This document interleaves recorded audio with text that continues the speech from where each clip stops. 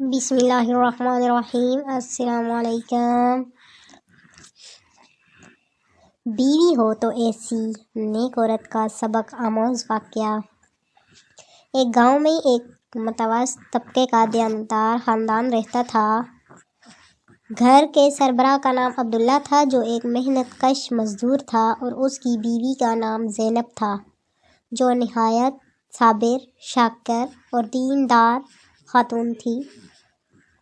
عبداللہ صبح سویرے کام پر نکل جاتا اور شام تک مزدوری کر کے جو تھوڑا بہت کما پاتا اس سے اپنی بیوی بچوں کا پیٹ پالتا۔ زندگی کی مشکلات۔ عبداللہ کی زندگی بڑی آزمائشوں سے بھری ہوئی تھی۔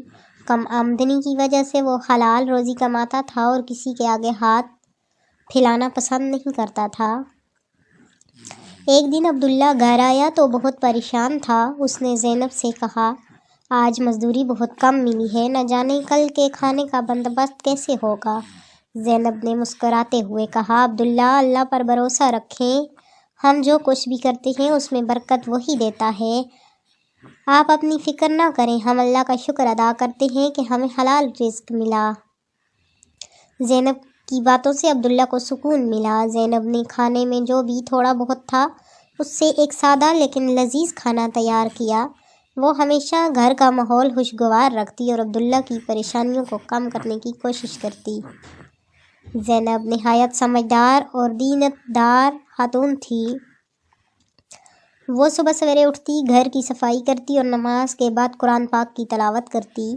بچوں کو بھی نماز اور قرآن کی تعلیم دیتی۔ وہ ہمیشہ انہیں نیکی اور حلال کمانے کا درس دیتی۔ زینب کہتی، حلال رزق میں کمائی کی مقدار اہم نہیں ہوتی، برکت اللہ دیتا ہے۔ ایک دن عبداللہ بیمار ہو گیا اور کام پر جانے کے قابل نہ رہا۔ اس کی مزدوری بند ہو گئی اور گھر کے اخراجات چلانا مشکل ہو گیا۔ عبداللہ بہت پریشان تھا، لیکن زینب نے اس وقت بھی صبر کا مظاہرہ کیا۔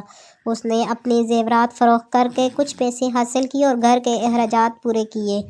زینب نے عبداللہ کو تسلی دی اور کہا، یہ وقت بھی گزر جائے گا، اللہ نے وعدہ کیا ہے کہ وہ صبر کرنے والوں کے ساتھ ہے۔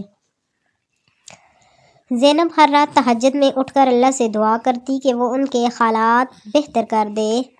اس کی دعاؤں اور محنت کا اثر جلد ہی نظر آنے لگا۔ عبداللہ کی صحت بہتر ہو گئی اور اسے ایک نئی نوکری مل گئی جو پہلے سے زیادہ اچھی تھی۔ کچھ سالوں بعد عبداللہ اور زینب کے حالات بہتر ہو گئے۔ ان کے گھر میں خوشحالی آ گئی، لیکن اس کے باوجود زینب کی عاجزی اور شکر گزاری ویسے ہی رہی۔ وہ ہمیشہ کہتی، یہ سب اللہ کی مدد اور ہمارے صبر کا نتیجہ ہے، ہمیں کبھی غرور نہیں کرنا چاہیے۔ ایک نیک اور صابر عورت گھر کی سب سے بڑی طاقت ہوتی ہے۔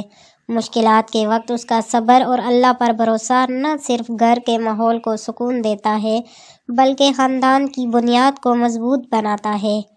زینب جیسی عورتیں اس بات کا عملی نمونہ ہیں کہ اسلام کی تعلیمات پر عمل کر کے زندگی کی آزمائش کا سامنا کیا جا سکتا ہے۔